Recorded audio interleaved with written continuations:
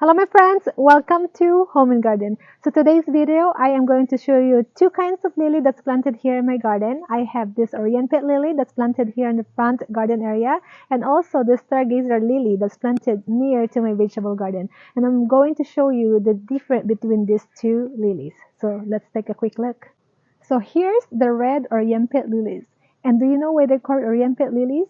Because this lilies is crossed between the Oriental hybrid lilies and also the trumpet lilies. And also the blooms are shallow and it's shaped like a trumpet before they fully open. So this is a close-up look of my Oriental lilies, and as you can see, there's a lot of clusters. There's a lot of flower buds in each stems. So like this first stem that I'm going to show you, this is actually one bulb, and they have at least 4 flowers. Some of them they have 5, and this flower buds is about 4 to 6 inches. They are really big. And I planted this one in the front upper center of the front yard garden, and I added also in the side. And this actually is the tallest one, and I propagate this one here on the side. So let me show you the close-up look when they're about to dry. And as you can see, this is the dark pink. It looks like a red color as well. And then they become lighter color like this, and then darker. This one is started to dry. So this is the one that blooms first, and then this one, then this, and this is the last one with this one stem. So the Oriental lily, you will see them in different colors. You can see them in pink, yellow. They also have red, orange, and white color. And also they're very scented like the Stargazer lily. They can grow between 2 to 3 feet in height, and they are actually excellent as a cut flowers. So like this one, if I am going to cut this, I'm just going to get one, and this is done, and I can put it in the vase already because I have about 5 flowers in this. And this one, they have extra bulbs actually. When they become taller like this, this is about 2 feet now, and they have at least 8. So this is plus the one open flower in this side. The rest is all flower buds, and there's 8 flowers in this one stem. So when they become mature and taller, they provide more flowers. So the Oriental lilies, they usually blooms during summertime. And so this one, I can keep them for about 2 weeks, and I can also propagate them, and they can also propagate by themselves because they give like seeds or extra bulbs. Like when I plant this, there's only about 5 bulbs, and then as you can see, I have more than this. And this Oriental lily, I have them for about 2 years now. And I picked this location because I have a good drain on the soil, and also they receive at least 6 to 8 hours of full sun, and that's what the lily requirements for them to grow and provide you more flowers.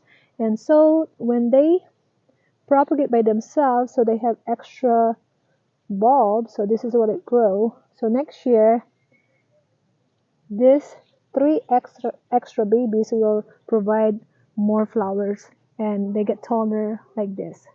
So now I actually have about 9 in here.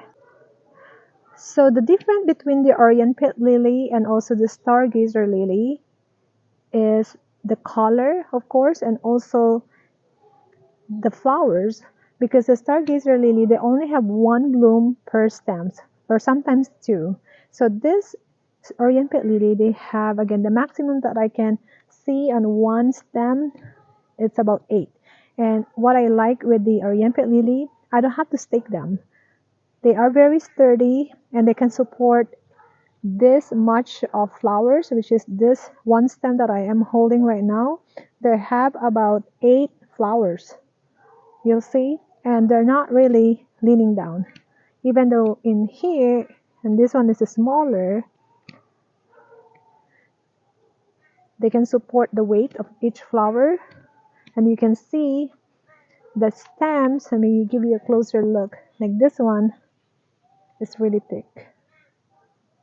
They are similar to actually the Oriental Lily tree, which is I do have that planted actually next to my driveway, and that's all that big peach color blooms. There's like about 20 to 25 blooms for each tree. So that's my Oriental Lily tree. So I combine the different plants between this Orienpet Lily, and I do have all these daylilies, and they are done blooming at this time. So I have the yellow, red, peach color, and also hostas on the side. I added the burgundy as the border, and at this time it's already midsummer. The only blooming on this side is of course this Orienpet Lily and also this beautiful lace cap hydrangea.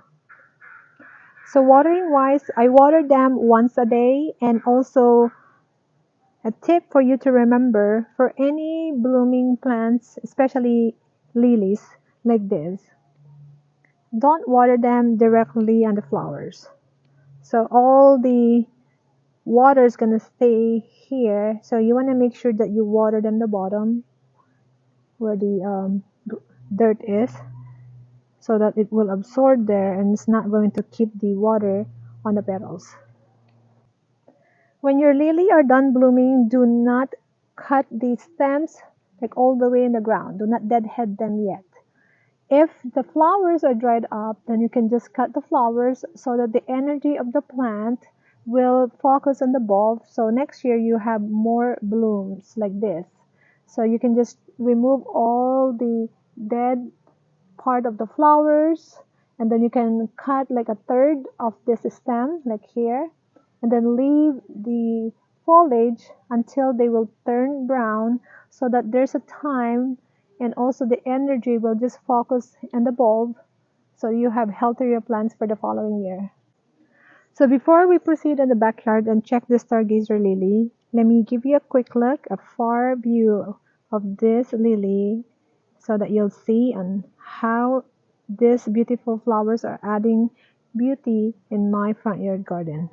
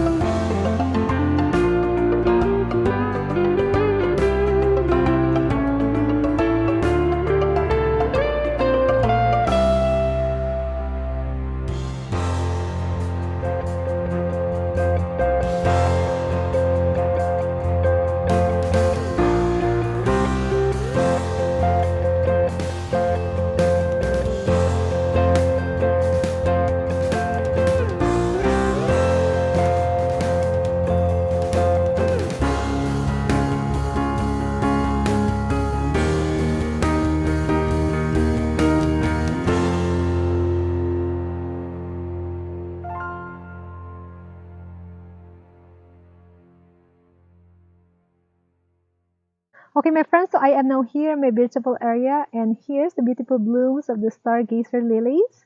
And as you can see, they have this vibrant color, a combination of pink, dark pink, and also white on the sides. And also there's actually yellow in the middle, and this one is about, per petal is like about 2 to 3 inches big.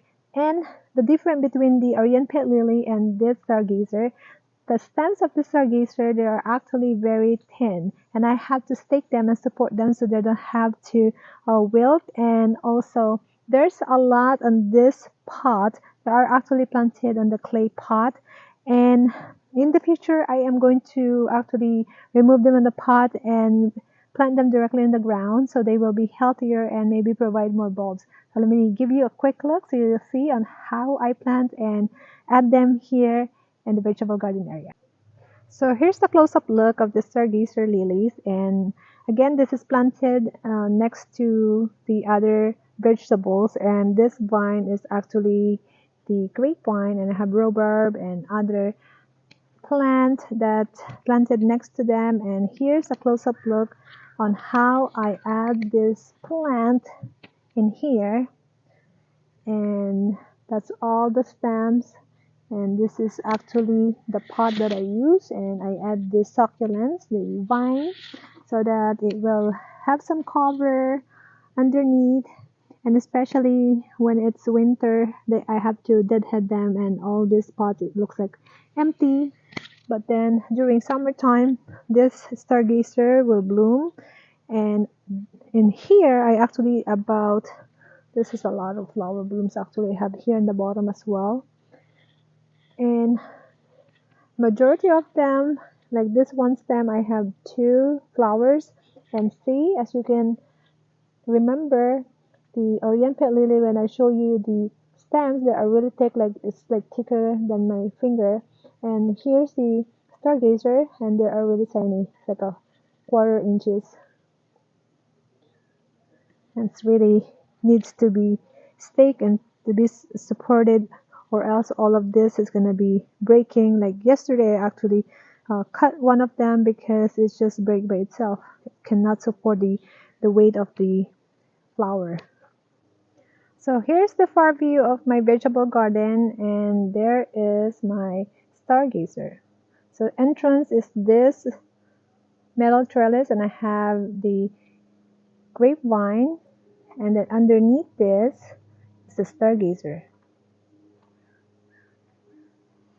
So it is a good idea to add some flowering plants in your garden so that some of the pollinators will, help you to give you a better fruitful vegetable. Like this daisy, I actually add this one as well too. And I have foxglove, I have hydrangeas, I have columbine, and this orange crocosmia is like next to my vegetable garden. So remember that to add some flowering plants next to all your vegetables.